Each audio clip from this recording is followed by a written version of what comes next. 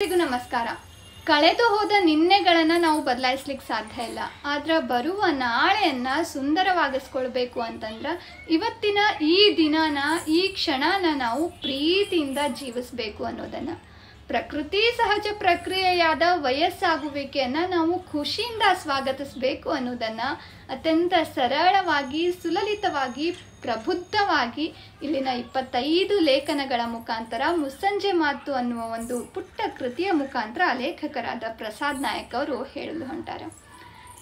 ಇಲ್ಲಿ ಬರಹಗಾರರಾದ ಪ್ರಸಾದ್ ನಾಯಕ್ ಅವರು ತಮ್ಮ ಬದುಕಿನಲ್ಲಿ ಕಂಡಂತಹ ಸಾಕಷ್ಟು ಅನುಭಾವಿಗಳ ಜೊತೆಗಿನ ಒಡನಾಟದಿಂದ ದಕ್ಕಿಸಿಕೊಂಡಂತಹ ಸುಂದರ ಪಾಠಗಳನ್ನೇ ಅಕ್ಷರ ರೂಪಕ್ಕೆ ಇಳಿಸ್ಯಾರ.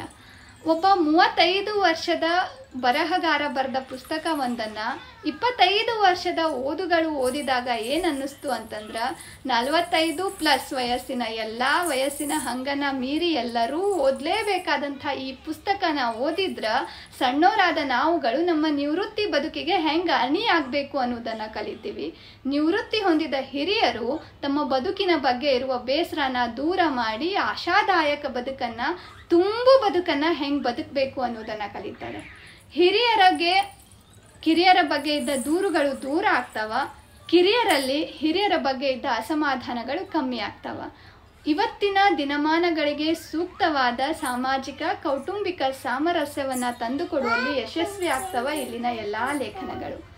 ಪ್ರತಿ ಲೇಖನ ಓದಿ ಮುಗಿಸಿದಾಗ ಮನಸ್ಸಿಗೆ ಏನೋ ಒಂದು ನಿರಾಳ ಭಾವ, ಅದರ ಆಸ್ವಾದನೆಯೊಳಗೆ ಒಂದಷ್ಟು ಹೊತ್ತು ಅದೇ ಅಮಲಿನೊಳಗೆ ಕಳೆಯುವಂಥ ಲೇಖನಗಳನ್ನು ಹೊಂದಿದ ಮುಸ್ಸಂಜೆ ಮಾತು ಪುಸ್ತಕ ವಯಸ್ಸಿನ ಹಂಗನ್ನು ತೊರೆದು ಎಲ್ಲರೂ ಓದಲೇಬೇಕಾದಂಥ ಒಂದು ಅಪರೂಪದ ಪುಸ್ತಕ.